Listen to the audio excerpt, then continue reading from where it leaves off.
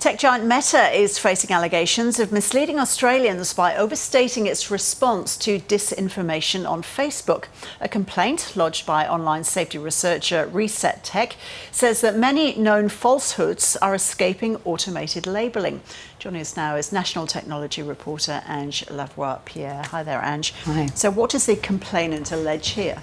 Look, as you say, it's really about whether or not Meta is exaggerating in its transparency reports, which it files every year, what it's doing about misinformation and disinformation on specifically Facebook. So according to the authors of this complaint, which is Reset Tech, they're not labelling as much falsehood as they say or imply that they do. So the example used in the complaint is the phrase, "Did you know only two countries are still considered sovereign? Russia and Australia." Now, that was fact-checked by independent third-party fact-checkers, found it to be false, labelled along with nearly, with everything that was identical or near identical. But if you reword the message slightly, very slightly, to say there's only two countries in the world that are sovereign, that's Australia and Russia, it's not labelled. It slips through their automated labelling system. Now, that could mean that only a fraction of the total volume of the known falsehoods, so known falsehoods on Meta, are in fact being labelled. In its most recent transparency report, the issue here is that Meta says it applies a warning label to content found to be false by third-party fact-checking organisations. So, is that statement misleading?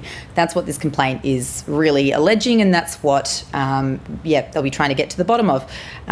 Interestingly, neither party disagrees about what kinds of falsehoods are slipping through the net and how that process is all working. It's all about what Meta didn't promise Australians. So how's Meta responded to this? Yeah, they've denied the claims that their transparency report is misleading. There's email correspondence that I've seen between Reset Tech and Meta leading up to the complaint, and they basically say that this statement has been misinterpreted, that the statement in the transparency report was not promising what Reset Tech says it does, and that, this is all according to plan, basically.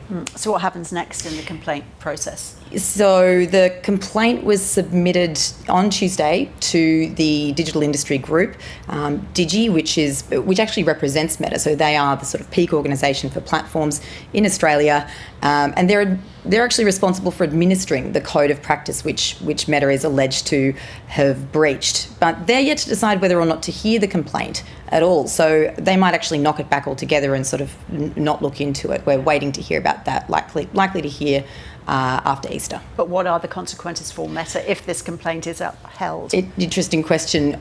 So the consequences are basically, the worst thing that can happen really is that you can be kicked out of the code, which then means that you don't have to file transparency reports every year, which is what happened to X, or formerly known as Twitter, when a similar complaint was made against them recently. So not exactly, there are no sort of $1 million fines or anything like that, but I suppose it would be embarrassing, that's for sure.